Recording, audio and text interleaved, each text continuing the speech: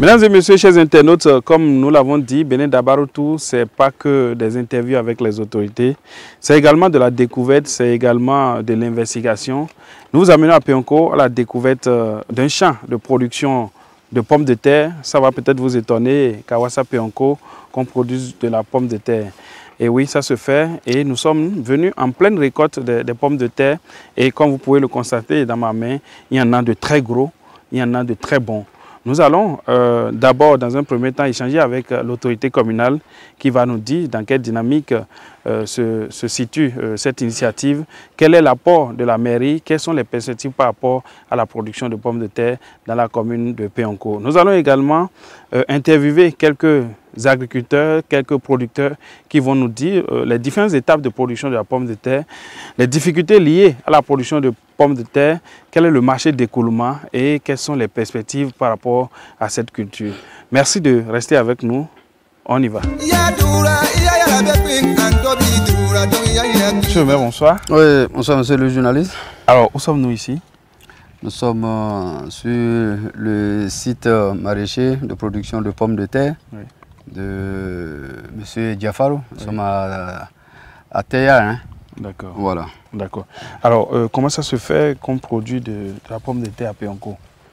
Est-ce que ça s'est toujours produit ici ou c'est du nouveau? Non, je crois que merci d'abord pour l'occasion que vous nous offrez de pouvoir faire découvrir ce que Péonko a de potentialité dans le domaine agricole, en particulier dans le maraîchage. Oui. Je crois que la culture de la pomme de terre n'est pas une première dans la commune de Péonko. D'accord. Ce n'est pas une première. Et vous avez dit pourquoi? C'est compte tenu des potentialités que nous avons.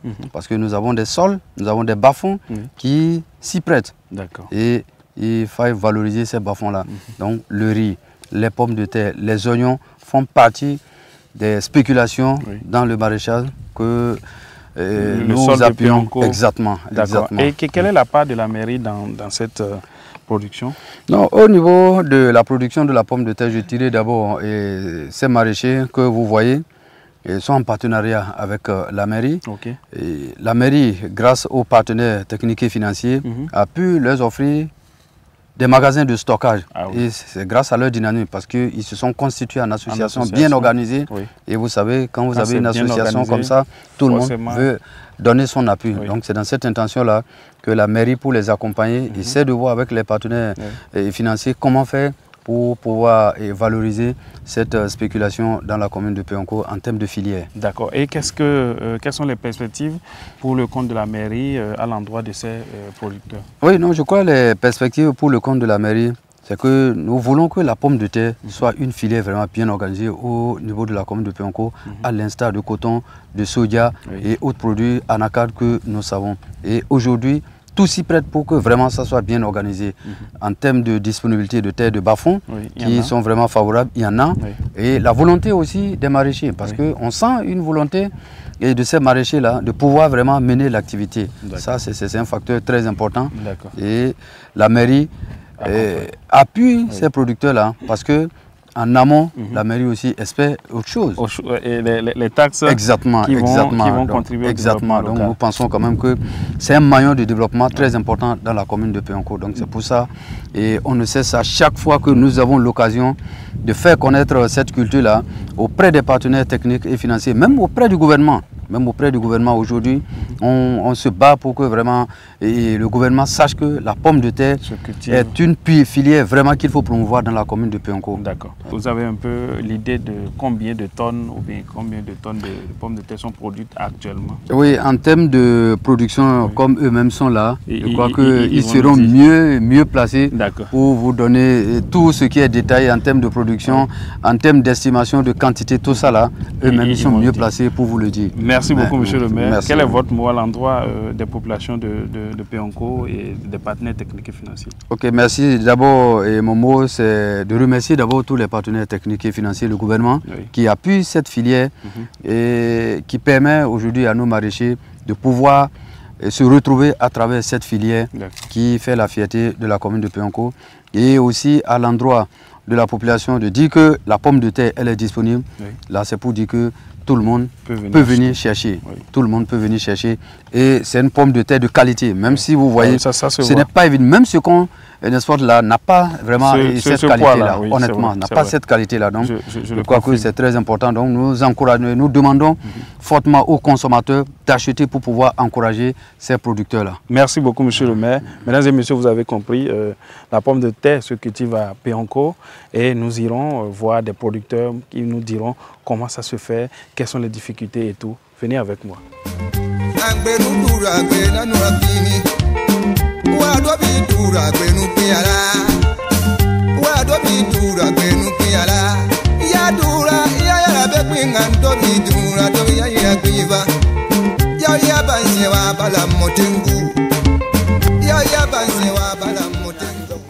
Alors, nous allons voir notre producteur.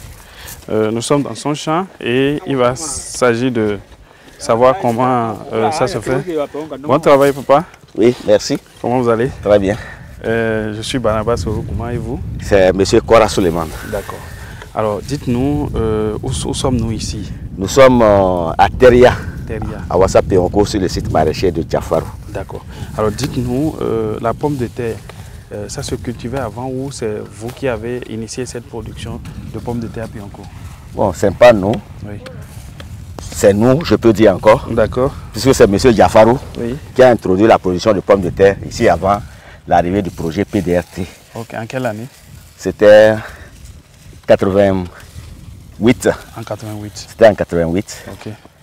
Et c'est depuis ce temps-là qu'on n'a plus lâché. Ok. Même après le départ du PDRT, nous on a continué. Continuer, pas produire. Pas produire. Alors dites-nous, quelles sont les différentes étapes pour pouvoir produire la pomme de terre? Bon, naturellement, il faut d'abord identifier le site, avoir les conditions nécessaires qui sont telles que la maîtrise de l'eau, le sol approprié et maintenant chercher les semences qui ne se trouvent pas ici. D'accord. Vous trouvez les semences où? Au début, on trouvait les semences au Burkina Faso, à Ouaga. Ah ouais? Bon, avec ce que vous savez. Oui, la réalité sécurité. Les sécurités, on ne va plus là-bas. D'accord. Et après, on s'était penché vers l'Europe. Oui. On nous a fourni des semences de pommes de terre depuis l'Europe pendant 2 ans. Oui. Bon, comme on s'achetait un peu, donc on n'arrivait plus à commander la quantité d'un conteneur. Okay. Donc nous nous sommes dirigés vers le Niger encore. Ah, d'accord. Vers le Niger, ils ont commencé par nous fournir. Oui. Vous voyez le paradoxe qu'il y a. Nous avons le port. On a le port. Alors que on a la terre qui s'y prête. On a ce qui s'y prête, mais on n'a pas les semences. Alors que les pays qui n'ont même pas de port, c'est eux qui nous fournissent les semences de pommes de terre. C'est paradoxal. C'est paradoxal, vous avez vu. Alors vous-même, vous ne pouvez pas produire les semences? Je dis carrément non. Ah bon? Les conditions, on ne les maîtrise pas. Ok. On ne les maîtrise pas. Même le Niger, le Burkina, le Mali, on a été au Mali. Il semble que dans la zone, dans l'Afrique de l'Ouest, c'est les meilleurs producteurs de pommes de terre, mais ils n'en produisent pas. Même eux ne font pas les... Eux ne font pas les semences. Ok, d'accord. Donc, alors si vous avez la semence, vous faites quoi ensuite? On fait d'abord la levée de dormance. Bon, avant de faire la levée de dormance, naturellement, on apprête le terrain. Oui. On fait le labour, cassage des mortes. On fait la levée de dormance pendant au moins 2 semaines. D'accord. Levée de dormance, ça veut dire quoi? C'est pour faire germer. Ah, d'accord. Faire sortir les semences là. Oui. Ok, d'accord. Donc, après la levée de dormance, on fait la fragmentation. D'accord. Après la fragmentation, maintenant, on fait la plantation. Wow. Et on fait les irrigations, les apports d'engrais. Ah, mais vous utilisez de l'engrais? Un peu. Ok. Mais beaucoup de compost. Compost, ok. Et de matière organique. De l'engrais. C'est pour cela que les gens apprécient la qualité de nos pommes de terre. Ok. Ça a moins de produits chimiques. Ça a moins de produits chimiques. On ne traite même pas. Ok. On ne traite pas à condition qu'il y ait des attaques. Des attaques d'insectes. D'insectes. Ok. Mais on les traite avec des produits homologués. Ok. Ce n'est pas avec n'importe quel produit que nous... Vous n'utilisez pas n'importe quel produit. D'accord. Ok, merci beaucoup. Avec l'autre, on va parler du marché d'écoulement. Merci beaucoup. Merci. Et vous pouvez me dire au moins quelle est, pour une superficie, je ne sais pas, quelle superficie on a ici? Ici, c'est à peu près un demi-hectare. Oui. On espère au minimum 10 tonnes. 10 tonnes. 10 tonnes au minimum. Sur un demi-hectare? Oui, par rapport à ce que nous voyons ici. Oui, oui. Au minimum, c'est 10 tonnes. Et le kilogramme est vendu à combien? À 600 francs le kilo. Wow. Mais le sac, ça fait moins. Ah, d'accord. Ouais. Alors là, ça, je risque de devenir producteur. Quelles sont les conditions si je veux m'intéresser à cette production, à cette filière? Si vous voulez venir ici ou bien... Oui, bon, moi je suis à Parakou, je peux vouloir le faire à Parakou. Les conditions, si vous voulez, en tout cas, dans toutes choses, il faut être en association, en coopérative. Nous, on est en coopérative selon la loi Ouattara, il y en a même au journal officiel. Ah oui, vous avez une organisation parfaite, une structure bien organisée, une association enregistrée et tout, vous menez des activités. Oui. D'accord. Merci beaucoup et à la prochaine. À la prochaine. Oui. Alors, vous avez compris qu'il s'agit d'une production qui a démarré ici depuis 1988 et aujourd'hui, il s'agit d'une association très bien enregistrée, bien organisée, qui connaît un certain nombre de membres et qui travaille à agrandir cette filière et à la rendre plus vitale. Nous allons rencontrer un autre producteur avec qui nous allons échanger, qui va nous dire le marché d'écoulement.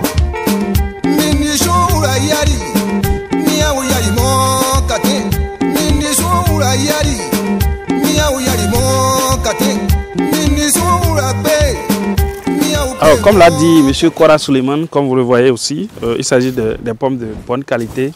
Ils utilisent très peu de matières chimiques. C'est des pommes bio qui sont de très bonne qualité et qui sont prisées par les consommateurs. À Péonco, vous pouvez désormais venir vous procurer des pommes de terre de bonne qualité.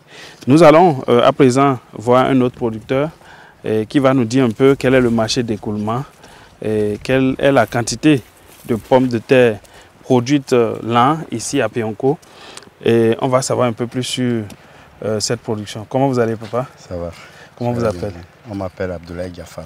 D'accord. Monsieur Abdoulaye, vous êtes également producteur de pommes de terre.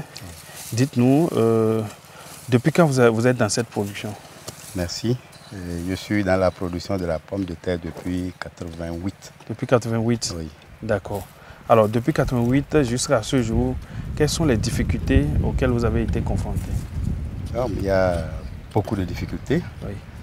Et l'une des difficultés, c'est d'avoir la maîtrise de l'eau. Oui. Là où nous sommes ici, ouais, nous sommes dans le champ. Oui. Difficilement, on a pu atteindre le cycle de production à cause de l'eau. Okay. Si à l'heure là, ce n'était pas allé en maturité, on devrait avoir des soucis. Ah oui. Parce que la source qui nous sert d'arrosage est à Tari. Ah oui. On a des puits tubés, mais bizarrement, la nappe sur laquelle on est tombé n'arrive plus à supporter. Oh là là. Et je pense que c'est compte tenu aussi de l'emblavure.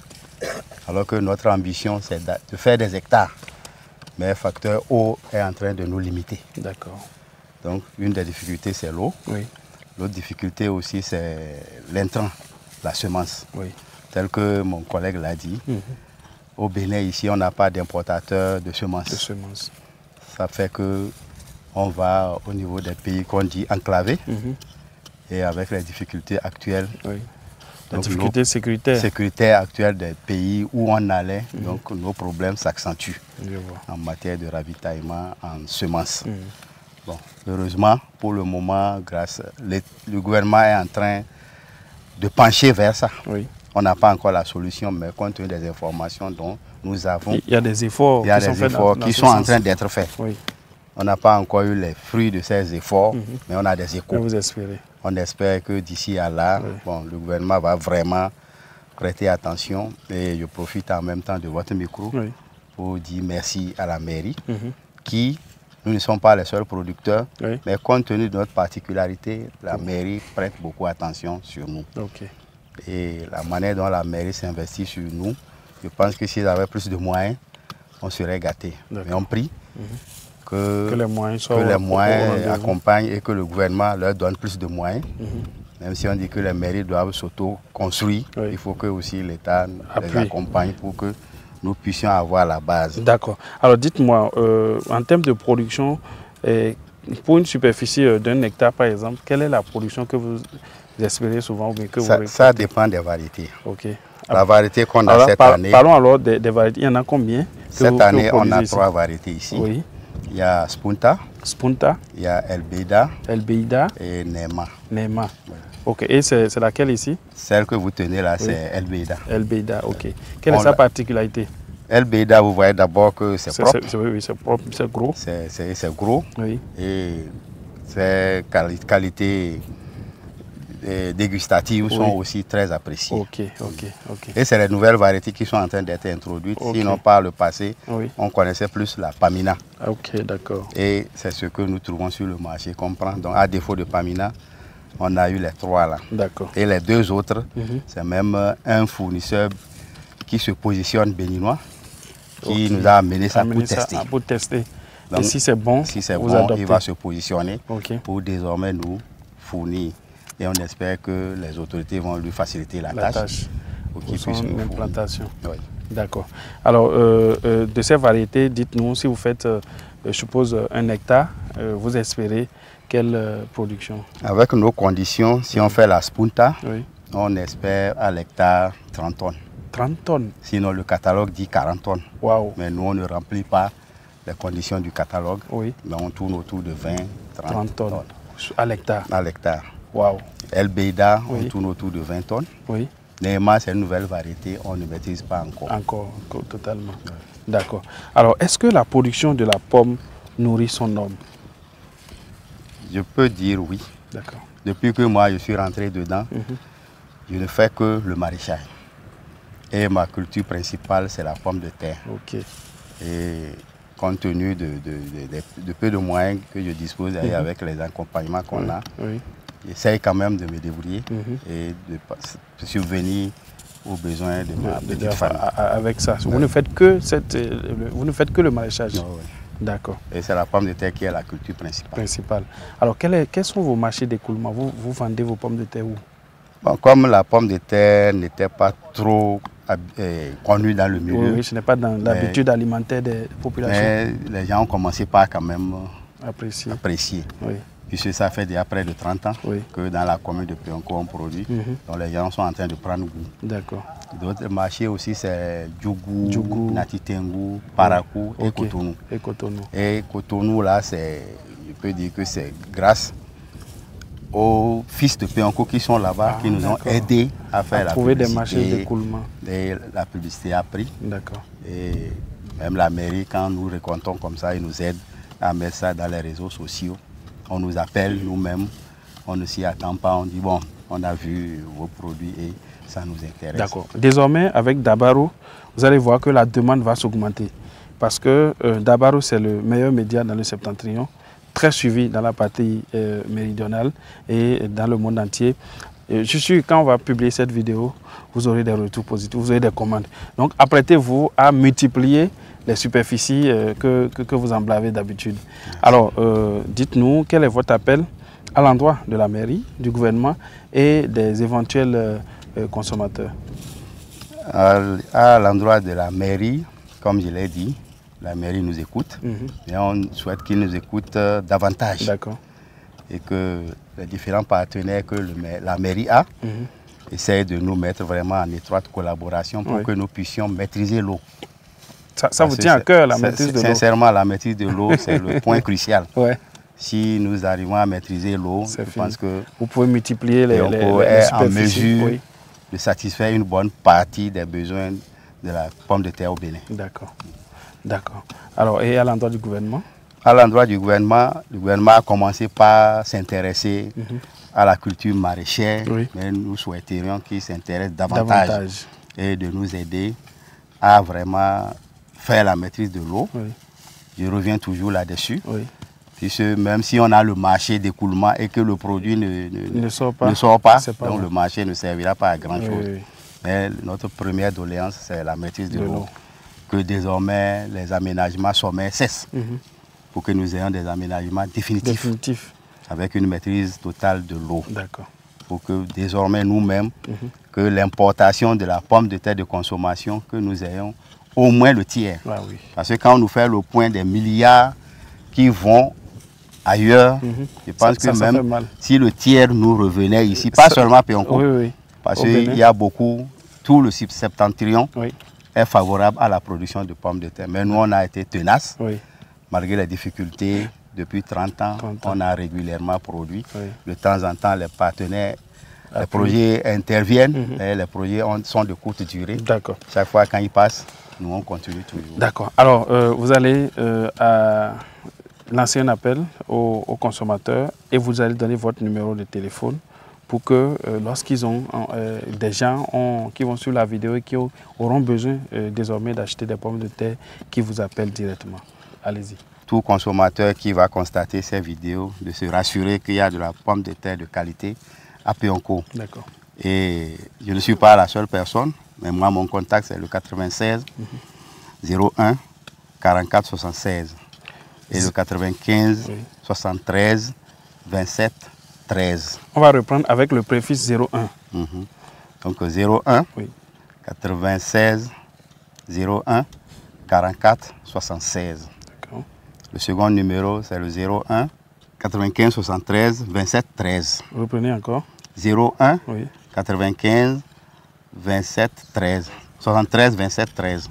Merci beaucoup. Vous avez compris, la pomme de terre se cultive à Péonco et vous pouvez désormais vous en procurer en appelant le numéro qu'on vient de donner. Nous allons l'écrire dans le bas de l'écran. Péonco est une commune très riche. À part le coton, à part le maïs, désormais, sachez qu'il y a des pommes de terre de qualité. C'est des qualités très prisées parce que ça utilise très peu d'engrais chimiques, c'est bio, c'est bon pour votre santé, consommez sans modération. À tous les partenaires techniques et financiers qui aimeraient s'intéresser à cette production, vous pouvez vous rapprocher de la mairie de Péonco qui vous mettra en contact avec l'association de ces maraîchers qui font la production de pommes de terre. Quant à nous, Dabaro, nous vous disons merci de nous avoir suivis. Béné Dabaro, tout à la prochaine étape. Au revoir.